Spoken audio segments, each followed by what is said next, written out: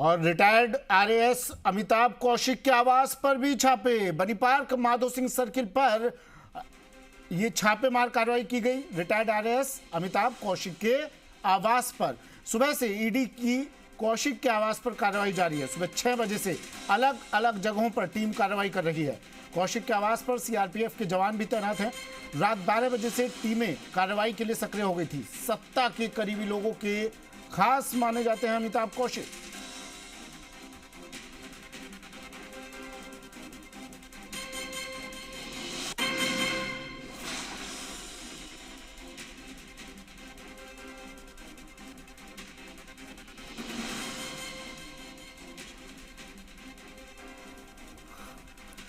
चलिए, मेरे सहयोगी विनय पंत हमारे साथ सीधे जुड़ गए हैं जयपुर से। विनय, ईडी की कार्रवाई लगातार जारी, अपडेट क्या आप?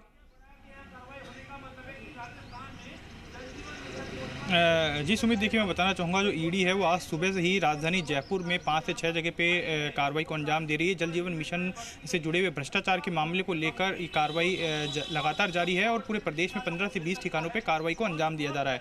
वहीं अगर हम बात करें राजधानी जयपुर की, तो राजधानी जयपुर में भी 5 से 6 अलग अलग जगहों पर ईडी की कार्रवाई जारी है। जिस तरह से हम लगातार हमारे दर्शकों तक सीधी तस्वीर पहुँचा रहे हैं, चाहे बात वैशाली नगर में जो प्रॉपर्टी कारोबारी कव्या की हो या अमिताभ जी की हो, या फिर अब हम लोग इस समय जो है मौजूद हैं बनी पार्क में जो घिया मार्ग है वहाँ पे संजय बड़ाया के मकान के बाहर। और ये आप आलीशान मकान संजय बड़ाया का देख सकते हैं। ये प्रॉपर्टी कारोबारी हैं जो कि कैबिनेट मंत्री महेश जोशी के बेहद करीबी बताए जाते हैं। और ये भी बात सामने आई है कि जो संजय बड़ाया है, इनका जो हस्तक्षेप रहा है जल जीवन मिशन के टेंडर को लेकर और अन्य चीज़ों को लेकर, वो काफ़ी इनका हस्तक्षेप रहा है। ऐसे में जो ईडी की टीम है वो भी यहाँ पहुंची है और सुबह से ही लगातार यहाँ पे कार्रवाई की जा रही है। और आप देख सकते हैं जो सीआरपीएफ के सशस्त्र बल जवान हैं उनको यहाँ पे सुरक्षा में भी तैनात किया गया है। ना केवल जवान इस जो संजय बड़ाया के मकान है उसके बाहर मौजूद है, बल्कि अंदर भी मौजूद हैं।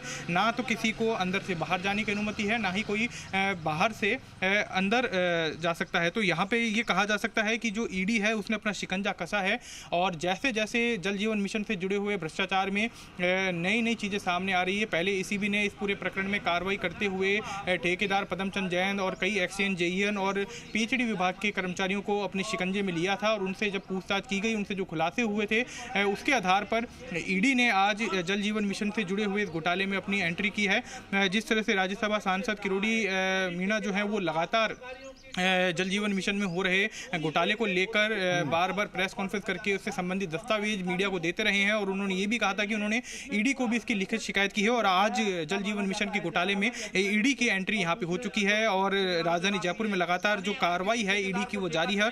और आप जिस तरह से हम लगातार सीधी तस्वीर दिखा रहे हैं और आप देख सकते हैं बनी पार्क में जो संजय बड़ाया जो कि प्रॉपर्टी कारोबारी हैं, जो कि कैबिनेट मंत्री महेश जोशी के बेहद करीबी बताए जा रहे हैं, उनके आवास पर भी जो ईडी की टीम है वो लगातार कार्रवाई कर रही है। आज सुबह से ही लगातार कार्रवाई जारी है। बताया जा रहा है कि दिल्ली से जो ईडी की टीम आई थी वह आज सुबह 6 बजे ही यहाँ पे पहुँच गई थी और सुबह से ही लगातार यहाँ पे कार्रवाई की जा रही है।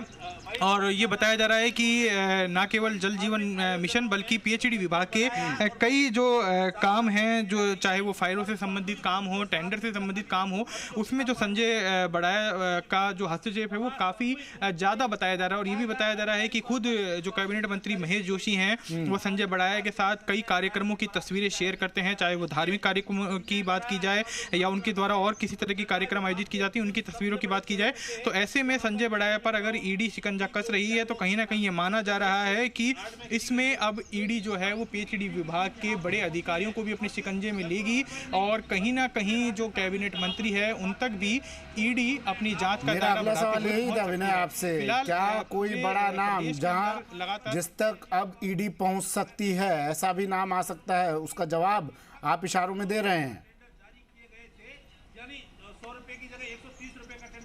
जी बिल्कुल सुमित, देखिए अगर बात की जाए जिस तरह से लगातार कार्रवाई जारी है, पदमचंद जैन जो कि महेश जोशी के वो भी बेहद करीबी बताए जाते थे, उनको ईसीबी ने गिरफ्तार किया था और वो अभी जेल में बंद है। और अब जो संजय बड़ाया जो कि एक बड़ा नाम इस पूरे प्रकरण में बताया जा रहा है, उन तक भी ईडी पहुंची है। उनके घर पे जो कि आप देख सकते हैं जिसका नाम उन्होंने शांति हरी निवास रखा हुआ है, F30 नंबर का मकान है बनी पार्क में घिया मार्ग पे, वहाँ कार्रवाई की जा रही है।